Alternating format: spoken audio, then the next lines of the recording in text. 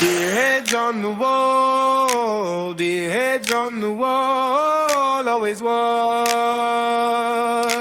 you. Hey! Dear heads on the wall, dear heads on the wall, always watching you.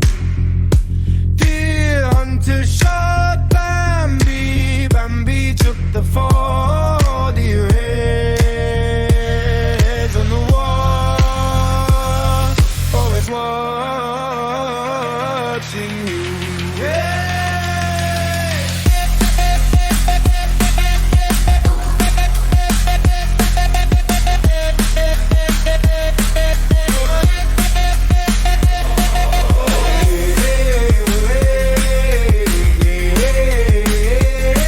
You're not paranoid if they're out to get you.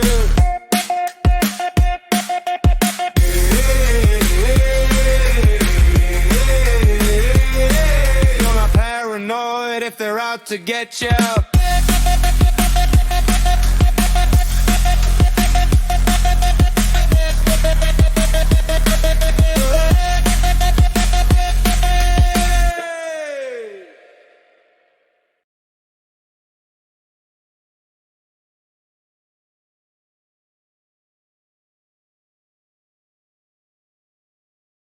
Good morning. Today is January 3rd. Happy New Year. And we're in the same area we were on Wednesday, but due to a camera malfunction, we don't have video, which is kind of on me, but hopefully it'll play nice. We also ran out of juice because of the cold. Today we will try to use the camera a little bit more selectively to keep up with that, because batteries in the cold don't always get along well. The object today is kind of like to pursue further the mission we had on Wednesday, which is to patrol the larger bog that is to the north of us, and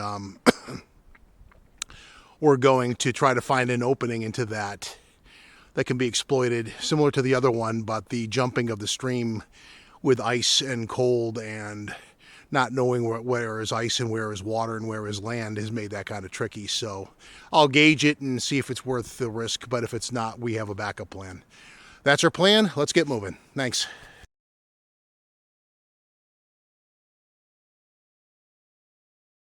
Okay, let's get moving. Kind of playing some repetition because, again, the camera somehow got stuck in a rapid fire like video looping mode, so the video I had was kind of useless. So it's almost like we're doing a catch-up day today, but it's also a little bit deeper in the snow. We'll see how we do with that. It's also why I'm a little bit leery of jumping the stream, because I tried that on Wednesday. I got a wet foot in wind chill that was about 8 degrees.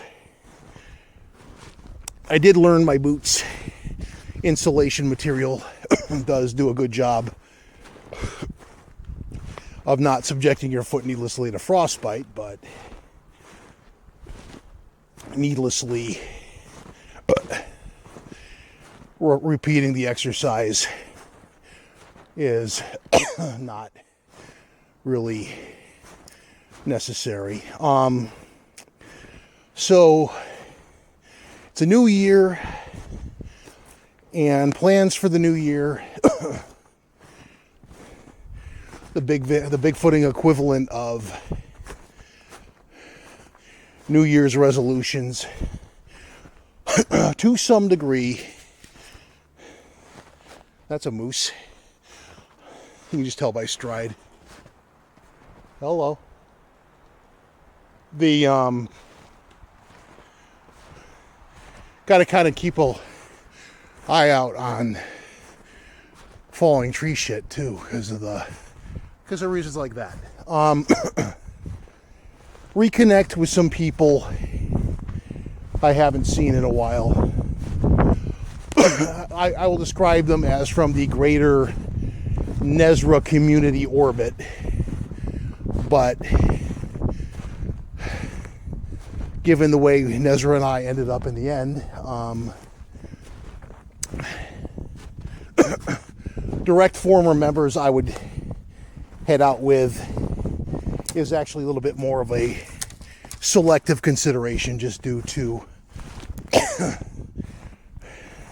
things were said, things were done. They are where they are. There are just certain people in the community that I have experienced, and needless to say, don't need to again. But that's a story for another day. I don't want to delve into the past on that level. It doesn't serve any real purpose.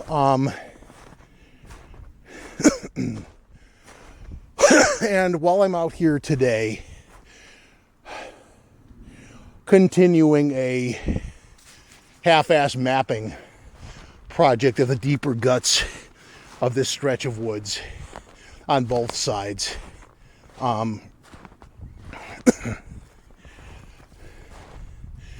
we are also kind of having an ear to the grindstone, so to speak, because the infrasonic phenomenon I've mentioned in the past, so far the pattern has been this time of year, and notably January. So we're in infrasound season, so to speak.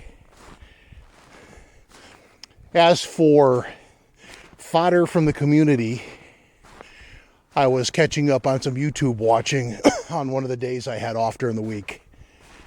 And also, just needless to say, fresh snow, we're out here. Tracking continues as we track Bambi. This could be a fellow hunter that was out here earlier in the week, or even my own.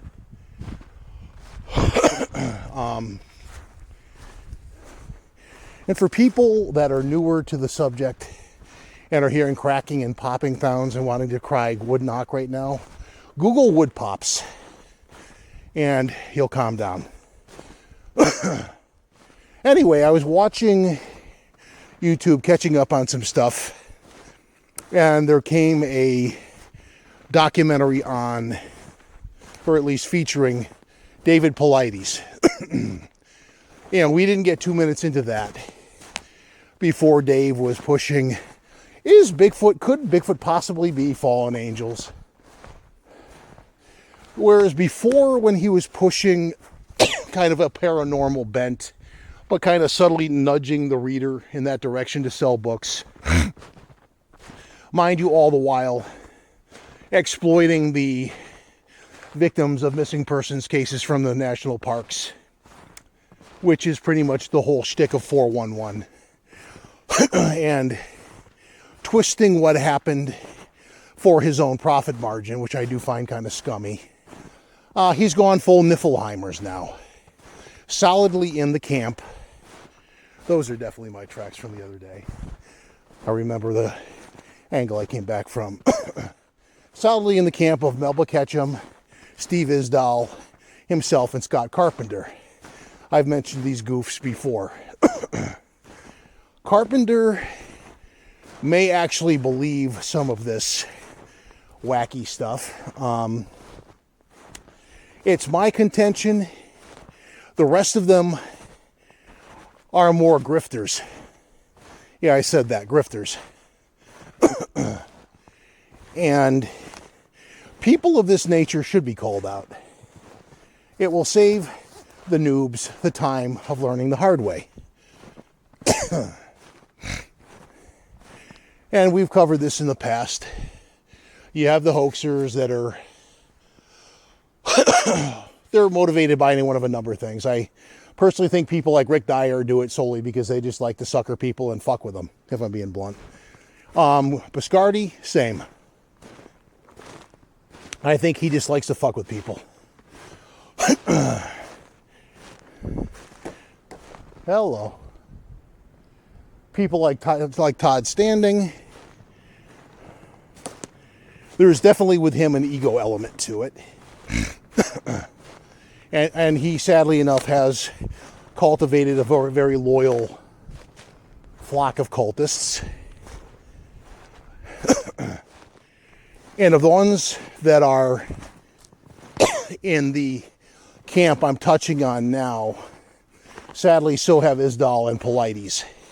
I mean, I did actually buy, I'll admit, for one moments of indulgence of hypocrisy, I did buy the 411 book that's pertinent to the Northeast, because some of the missing persons cases that are covered, I have personal historical knowledge of, having just read them from the official reports, so you can do an informed comparison of the the facts from the report and the Paulides version. And it's not the most damning story he tells, admittedly, but he does say something about a young woman was heard screaming from a bog. I'm like, no, she wasn't. Having actually hiked through the area in question, the forest, even open forest like this, swallows noise once you're beyond a certain range.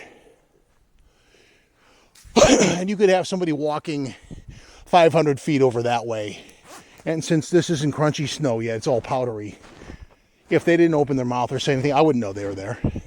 You're not going to see them through that.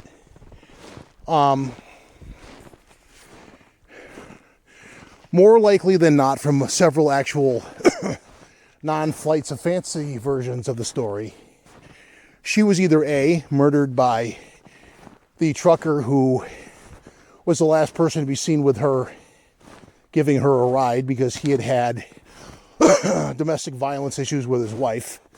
And it could just be that the girl in question was wrong place, wrong time, subject of his temper. Or more than a few versions also say the girl simply wasn't dressed for the conditions and died from exposure. And unfortunately, there's a whole percentile in the majority of people that die in the great outdoors in colder months that die from exposure because they just didn't plan on the conditions. I mean, right now today, when you get down lower on a slope, it's like a gentle slope if you look right now, but when you get down here, you're in a dip where the wind kind of doesn't make it all the way down here, so it kind of negates some of the wind chill. Because the wind chill today, I think, is in the lower end of the teens. It's actually like 24 degrees, but it's probably closer with the wind chill if you're up in the thick of it. Closer to like 14, between 12 and 14 degrees, which is a wee bit chillier. And because of that, I have on thermals, I have on fleece hunting pants, a fleece on top of more thermals, and a thick enough winter coat that I can both open up and close as I need to do that. Because one, layers is a flexible modular system for handling extremes of temperature, number one. And number two, sweat freezes should you actually get warm. And that will very negatively impact your core.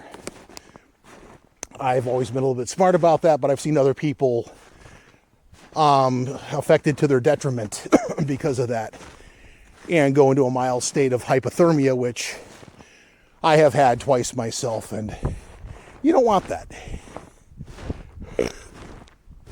Said it before, but you can't say it enough.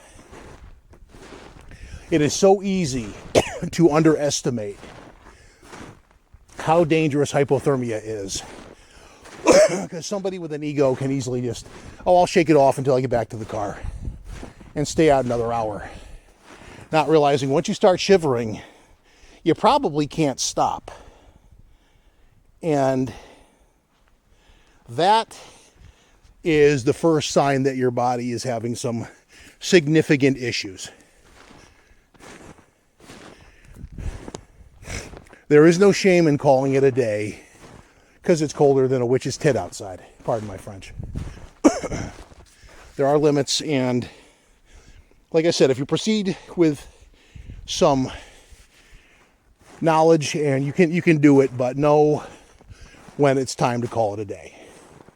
So this brings us to a couple of other bits of subject matter while I'm making my way to where I'm going to go.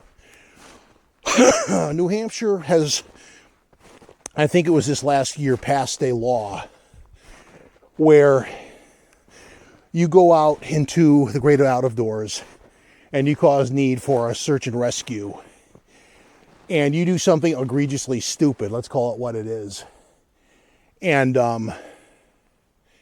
they have to come get you, and then somebody should get injured in the SAR party, you can face fines, you can face jail time.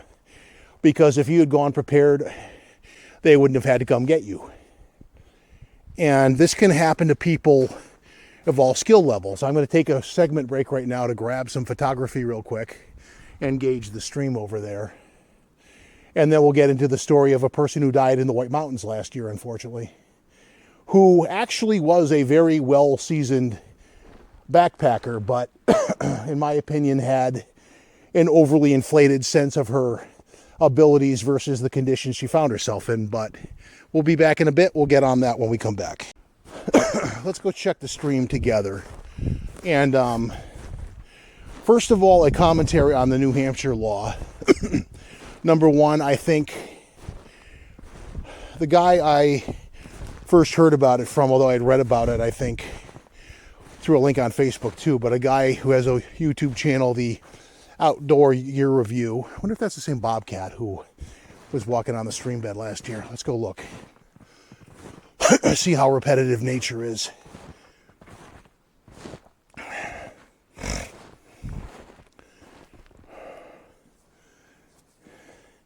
Question being, how close do I dare get before I risk slipping in again? I'm going to go over here. I can look down and stay on the ridge. But I think North Carolina may have a version of the law too. And let's see. Stride length? Could be. I'm not going to get that far, but with the ones up there too, that could be bobcat stalking deer, coyote doing the same. There are coyotes in here.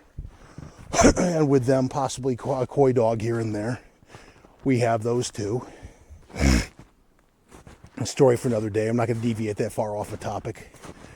So I don't have any particular opposition to this rule because I have been out in the woods with people, well, fortunately in the warmer months, but people who are quick to talk a good game and then get out and see where we're going and immediately want to change their mind. And I'm talking about stuff that's so simple as, are you afraid to get your feet wet? Because the bad news is, if you do go out with me in warmer months, the odds are greatly in favor that you are going to get your feet wet. And that requires that you plan accordingly. Bring extra socks, or when you get back to camp, bare feet and sandals, and let your fucking feet dry out, and that kind of thing. In the cold, you don't want wet feet, but I'm talking summer. And my point being, not that I'm the father of all badasses of winter sports, but I have been out with people who definitely would fall into the potential demographic of people that would get in trouble in the wrong conditions. And that has myself made me a whole lot more selective with field research partners. If I think you're not up for it, I'm probably going to blow you off before we ever get anywhere near a trailhead, because it's just not worth my time or liability, given the frivolous nature of some people's thoughts on litigation and shit. It just isn't something I'm willing to partake in. So, deviating from rhetorical banter for a moment, we're going to kind of work our way along there, see if we can get back to where we were. And we found a spot that was, where you could walk in. The problem with this bog, at least in the summer, is you have like one clump of grass marking what I would call dry land. And then it's wet, swampy goodness of indeterminate depth, for lack of a better description. And that has its own little interesting texture, I'll say. In the winter, if it's deep enough, and after a good rain, not so much in the winter, in the summer, that realize these wetlands are like giant sponges. And in Manitou in particular, I have discovered some deep spots that will bring you up to your mid-chest. And what's under there is swampy, muddy, not quite quicksand, but if your feet stick in there and you're already up to your chest, I don't think I need to spell it out for you. You kind of have to use some sense. I'm going to stop calling it common sense because it isn't. But you, so for that reason alone, I really don't have an issue with the law that they came up with. I mean, honestly, I think more often than not, for stupid shit, two examples which have happened this year, one in Vermont, one in New Hampshire. So without going further out, the point being made about the White Mountains in particular is, no, they're not the highest mountain chain in the world, but they are in a unique location where, I'm guessing because of their position relative to the coastline, they have some of the funkiest winter weather literally worldwide. So in, I want to say the beginning of December, maybe late November, there was an SAR this year. And the people that were up there were in jeans and sneakers. And up there, I mean, today it's like 24. That time of year up there, notice the big weird ass tree. Part of the reason I like these woods. The conditions are optimally what they are here today. And if you're walking around in jeans and sneakers in the snow, you're going to have cold feet. That's going to become a detriment quickly. They just weren't dressed for conditions. They got in trouble. They had to call for help. And for all I know, given the law being on the books now, they may have had to pay a fine. And that's a tough life lesson, but that's why you don't do that. The ones in Vermont, similar kind of situation, although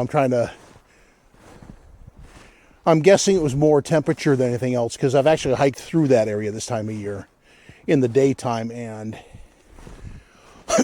like New Hampshire, it gets very cold very fast. I was out there midday, and we began in about 22 degrees, but the sun started to dip ever so much, and 22 degrees in the course of an hour became effectively 12. Just to show you how much temperature you can lose in 1 hour. And there were actually some people going up there. So there is some campsite and a trail that leads up the mountain behind Stowe. And that's a cold ass night out in the woods. So number one, I hope you have a small mountain of firewood and that you have the gear necessary to brave that, because it takes a specific set of camping skills to go out there and do that. And you're either ready for it or you're not. And if you're not, do the world a favor and stay home.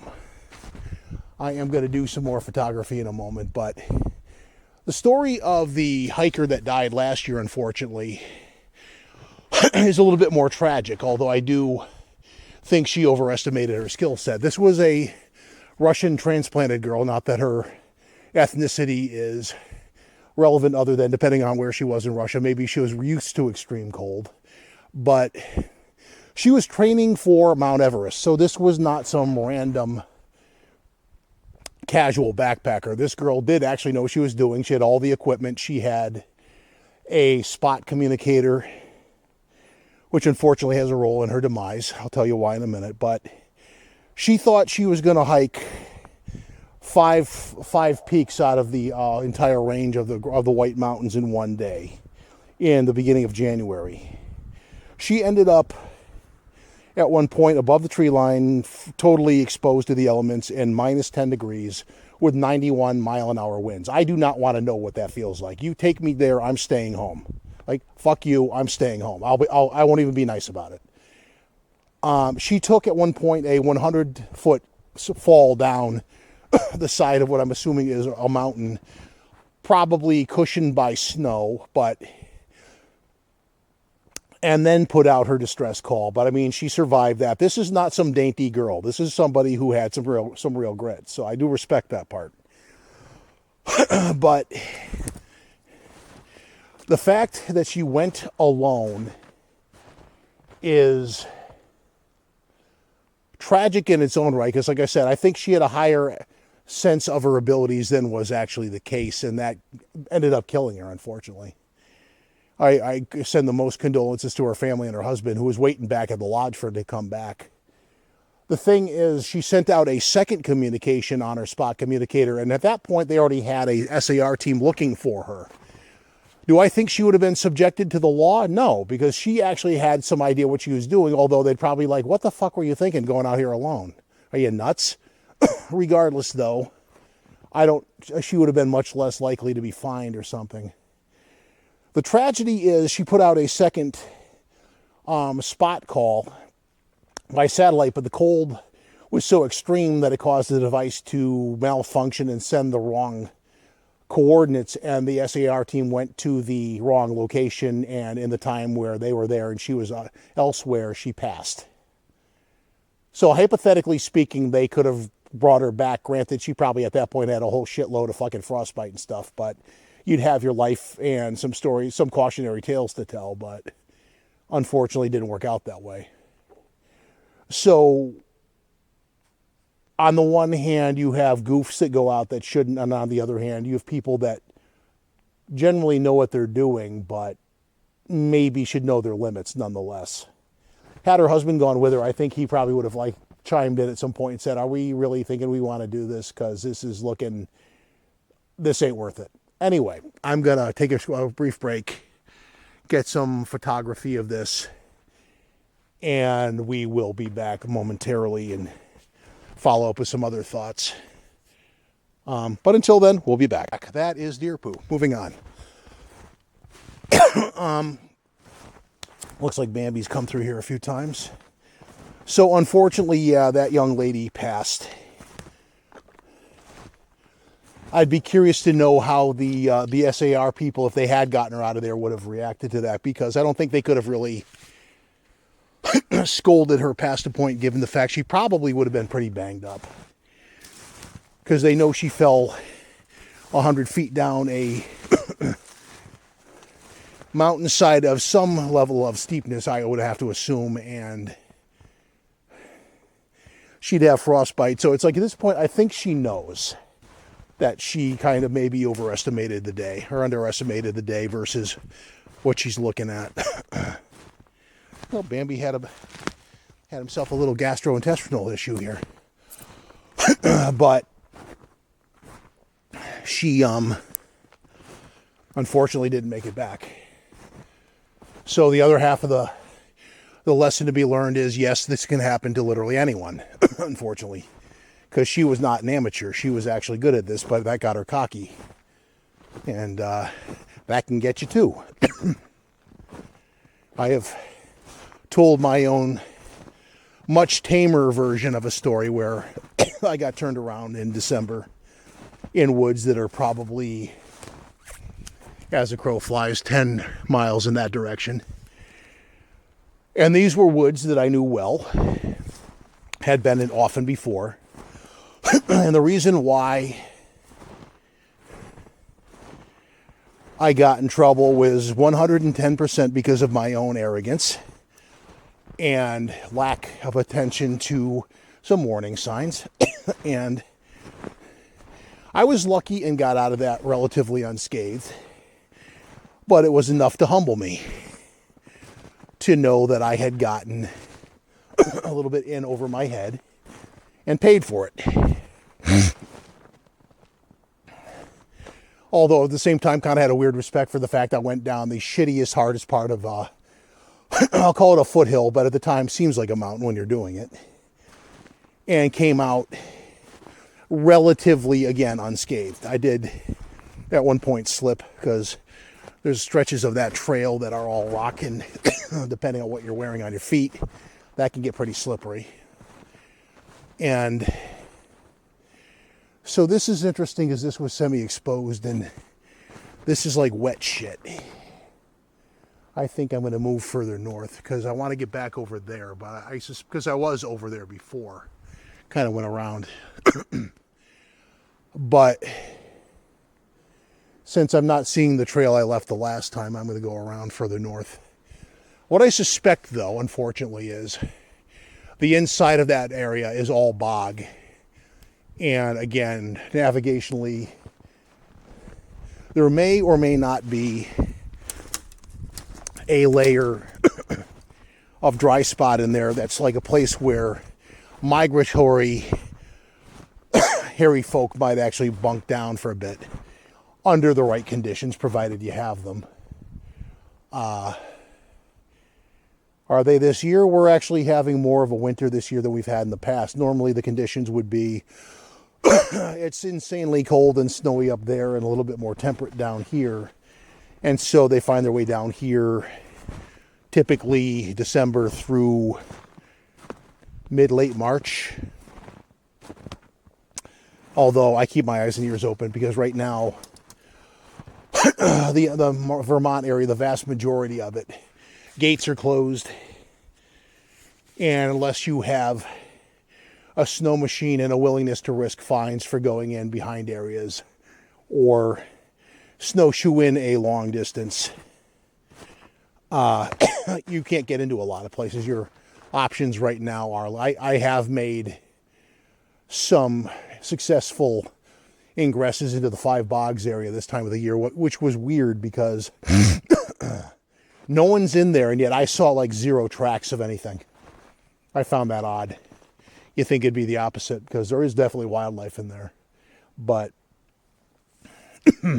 including them at one point, them being the hairy folk. But I'm going to follow Bambi here because if he goes through and breaks through the wet stuff, you'll see telltale signs of that. Let nature kind of indirectly lead the way. But yeah, it's still wet, but maybe I can jump over there where Bambi did.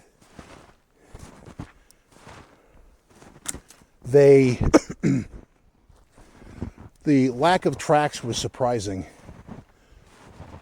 This is like a smaller version of what was up with the stream. You can kind of guess where the ice begins and ends, but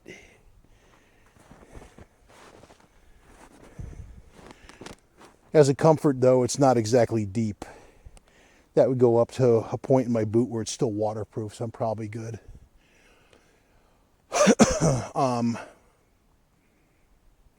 Question is, does it then get dry again?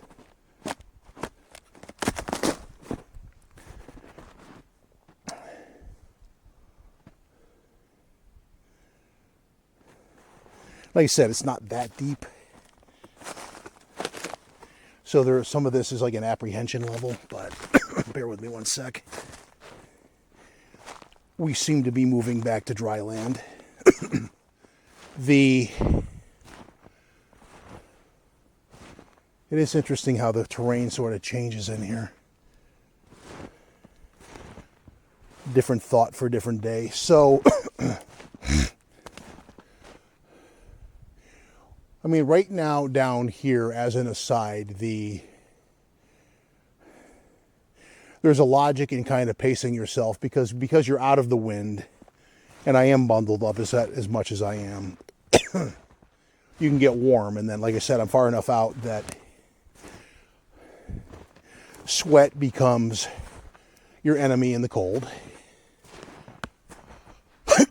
because it doesn't stay warm forever, and then it gets cold, and then your core is cold, and then that's when hypothermia comes looking for you. So that's no fun.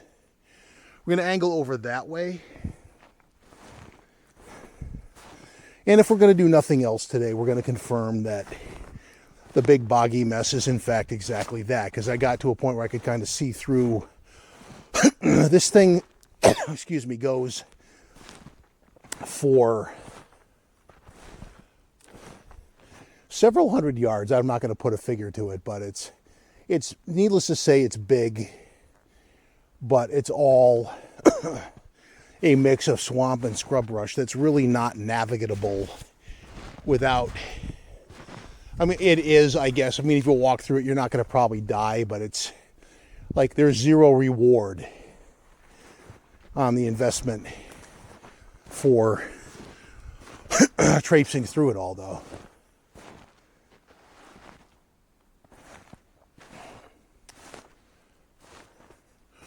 And all the shit that leads up to the thing in there is really dense,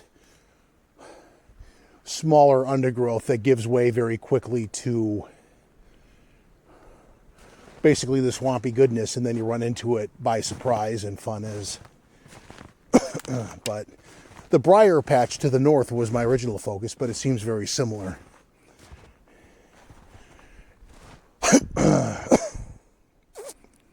I'm going to take a calculated risk here, but I mean, because I'm looking down here.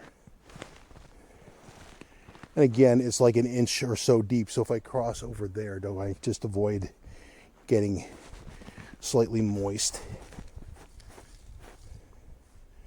Rock, solid. I probably made that more than it was, but still. The other week, to my embarrassment, I went into the water up to my ankle. Luckily, it didn't get too wet, but slipped and almost retweaked my knee a little bit. The reason I didn't go back later in the winter, later in Christmas, was because I actually did end up tweaking my knee a little bit and felt like giving it a day to get over itself, which luckily it did. Trying to think of other subject matter pertinent to the winter. I did jokingly yell at Steve Culls on the original one I lost last week, or rather Wednesday, because he did the one thing I can't stand, which is the best of 2025, like the clip show from the year. Everybody does it, and it's just so fucking old. Wasn't really that great a year, so I don't really want to dwell on it. And you can pick your reason why. There's probably pick a category aspect to that. But he did. I'll leave it to Steve to do the cliche thing, but I didn't do one. I don't have plans to do one. And it's the 3rd of January, so kind of past that point in the plot anyway. So Steve did that for all of us. And okay. Anyway, he does have some situation going on. He claims where he's going to have evidence, like DNA evidence. So hopefully that'll. He's actually somebody who's refreshing to make a claim like that, because I don't see him suddenly turning tail and going woo, as I'm going to phrase it, anytime soon. So he's actually somebody I would actually hold higher hopes for claiming he may actually have something. He's also somebody who would follow the right model of maintaining a clear chain of evidence of the evidence, and not. He's less likely to have it get all like the contaminated and all that. Many people have made claims, and some claims were more dubious than others. I'm not going to go one by one with them because there's too many, but some of them might actually have been something, but unfortunately, due to lack of genetics expertise, they mishandled evidence, and it came back with human markers, probably due to contamination from their own DNA, which unfortunately probably happens more than we care to think, but not unlikely though. Kind of charting my own course here. But hopefully that'll turn into something, because it'd be refreshing as fuck to start the new year. And, pardon me as I deal with some gas. If we started with some actual new evidence that might actually have some meat on the bone, as opposed to the wall of AI generated drivel,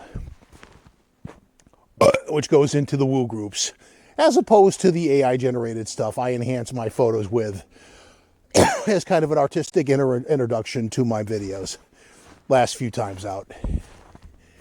So with this disclaimer, if you actually do see a visage of Sasquatch in the beginning of my video, yes, it was AI generated. Not to fool anyone, but for artistic effect. I made a post last night, basically effectively a creative exercise in seeing how AI would make a music video regarding the Bigfoot. And initially it was just going to be roving woods of stuff like this. But the AI stuck a human out there, and suddenly I just got the idea, okay, so we're looking for him. We have the guy out there kind of aimlessly wandering the woods, and always having Bigfoot walking away in the other direction. And he misses him. Kind of being the theme of it, just kind of a, I don't know, kind of an artistic, satirical poke at the subject. And I know some people take it very, very seriously, and how dare I, but you know what? Grow the fuck up. To the Randy Harringtons out there that have more than one hoax under their belt, but yet want to be seen as like kind of, he's been called a jihadi of Bigfooting, and people like him. Why I'm singling him out right now, I don't know. His name came up recently, so he popped in my head. Suck it up, Randy. But he, you know, there's a certain, they're so seriously into it, and yet they're so dubious in their efforts. It is what it is. And if it looks like I'm slowing down, I'm just trying to find a little peephole through here to confirm my suspicion that, because I mean, the thing keeps going like way the hell over there, but way the hell over there and way the hell over here. It's probably still all freaking burly or gnarly, swampy undergrowth. And maybe Biggie likes going through that shit to get away from humans, because I'm sure as hell not going in there after him, but not unless I know I'm gonna bring back some evidence. Because right there you can see a hole, and right there I see that it's, you go down there about as high as I am, you got all the undergrowth, and then sparse trees and water and wet feet and sinky mud and all kinds of fun shit. And there is an open spot over way over here. Hello. That was not a wood pop. Which means I'm going to take a second break, and I am going to make my way over there while I listen in. We'll be back. We're back, and we're at the edge. Let's have a look and see how far into this we can get before, because part of this opens up from the look, to my surprise. But perhaps persistence. I'm going to be tenuous, though, because some of this could be wet. That is, because right over there that becomes wet. I'm just trying to see if I can poke out and see how open this actually becomes. And if there is maybe an approach in here where you can actually get out a little bit. Let's... Sorry.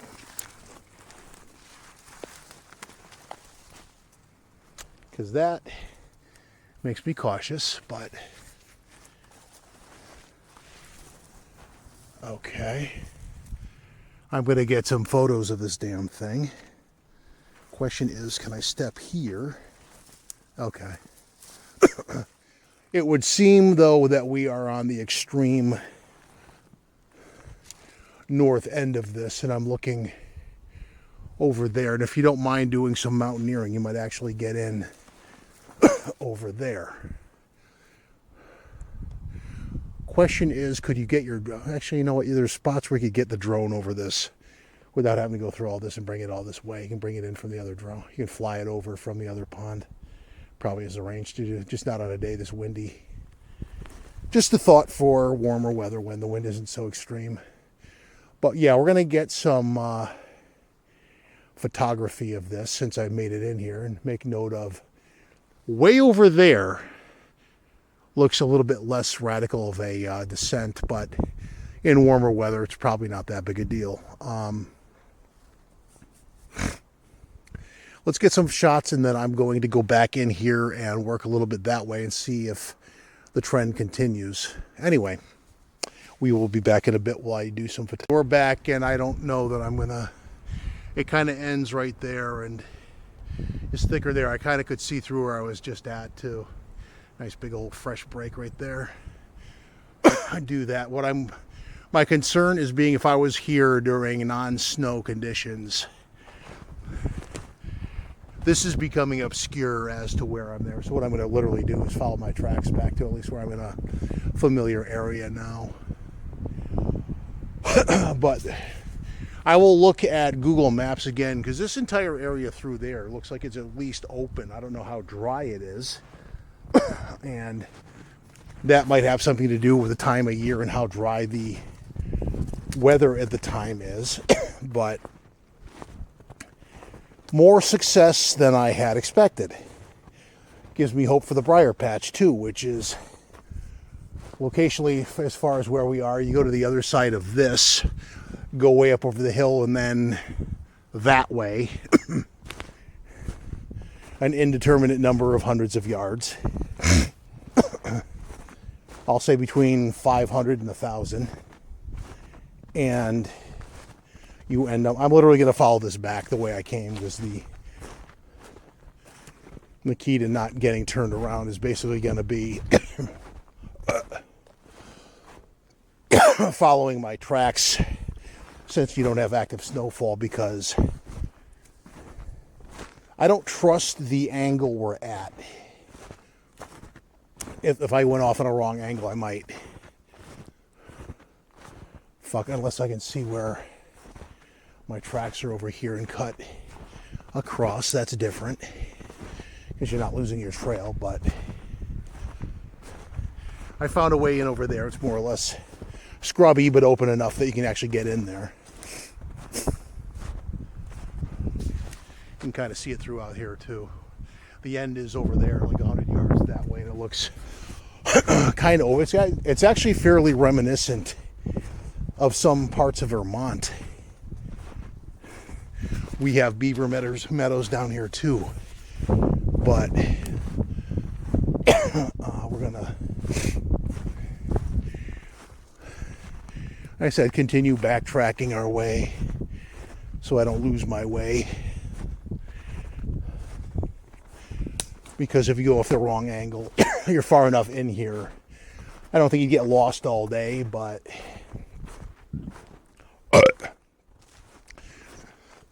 I challenge the odds. Huh? Why challenge the odds?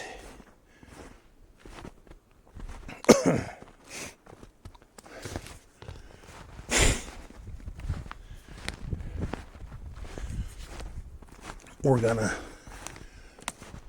So whatever that... Not a wood pop was, it only happened once. So... Cause and source unknown. Didn't sound like a wood pop though.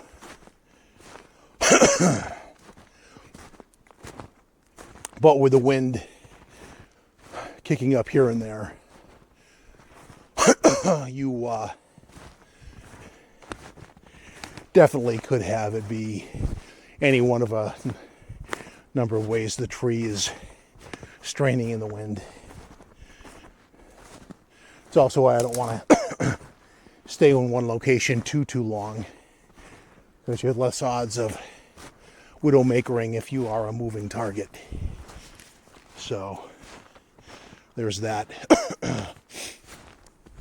As far as danger this time of year, I had a question on Facebook.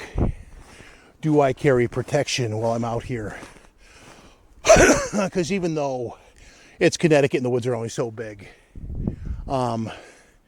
You are possibly in Massachusetts right now. I honestly don't know.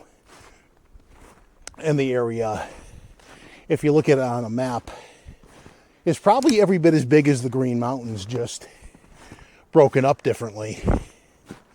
Covering 2 states and multiple state forests, but one kind of flows into the other and then into the other after that. And I often forget the actual size of the area. When I say this location, I mean this location within the greater region, which is, let's make sure that's me. I actually ran into some trouble a week or 2 ago. Thought I was following my tracks until I kind of had to question the stride length. Yeah, you look at those and those are actually bunny tracks. In the case the stride length was wrong, the shape was wrong, and like suddenly you realize you're following Bullwinkle. Because getting back to the protection thing, the answer is when I'm out here, I either have A, bear mace, or B, I'm sorry, and or B, a loaded handgun with an extra magazine or 2, which is what I have today, just because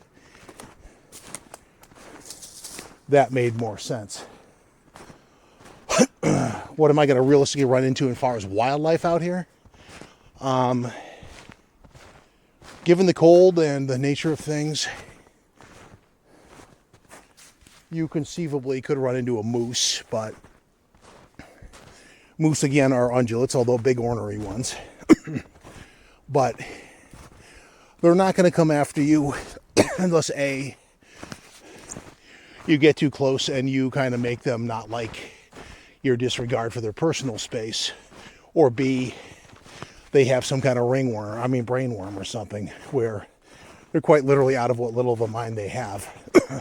Sorry, but moose are not brilliant. Big, magnificent animal, great hearing, great smell, blind as a bat, kind of big and stupid. But big and stupid and pissy. Coy dogs, coy wolves. Realistically, if you had enough of them, they didn't have a lot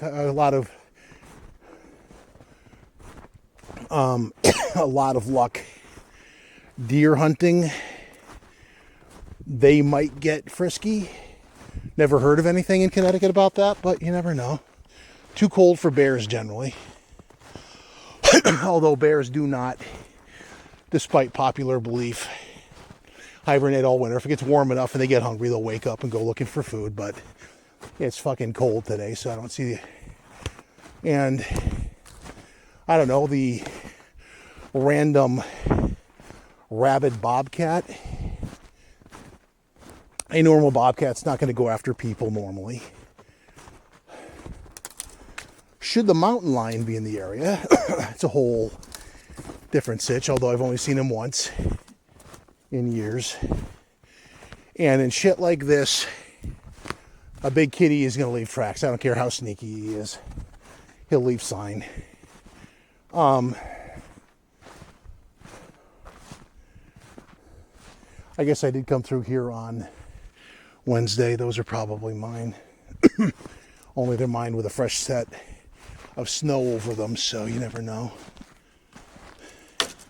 I'm going to stick to the trail I made today for obvious reasons and make our way. The thing is, you can see when you're in over here, it's over there, but notice there's a lot more tree cover to go through to kind of find a way in. And a lot of the middle and the western side of the wetland is just swampy shit. It's just not worth. If you can get in from the north end, I'll make the walk and do that instead.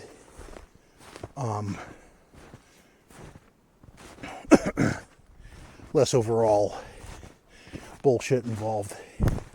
Straightest point, straight line, something like that. But go. Okay, I'm gonna wrap this one up here. I'm on my phone camera largely because the cold has sapped the battery of the other camera. And we are literally backtracking our way back because I went in such a windy pattern to get to where I was.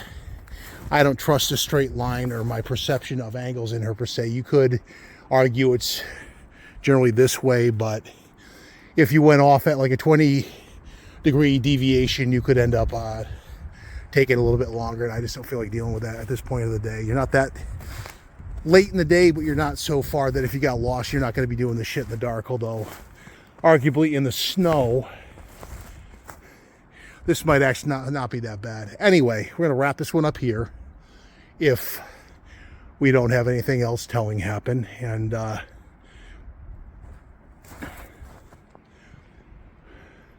actually, I think we're right at the mouth of the big bog over there. So we're actually not that far out at this point. I think I know where we are. Anyway, we're going to wrap this one up. So YouTuber thing. Like, subscribe. Let me know if you like this kind of thing, or if you want to perhaps hear other things. If you want to hear me do storytelling of Bigfoot reports, I have the ability to do that. We would do it differently, obviously, but we can. And other than that, we will catch you the next time. And until then, bye.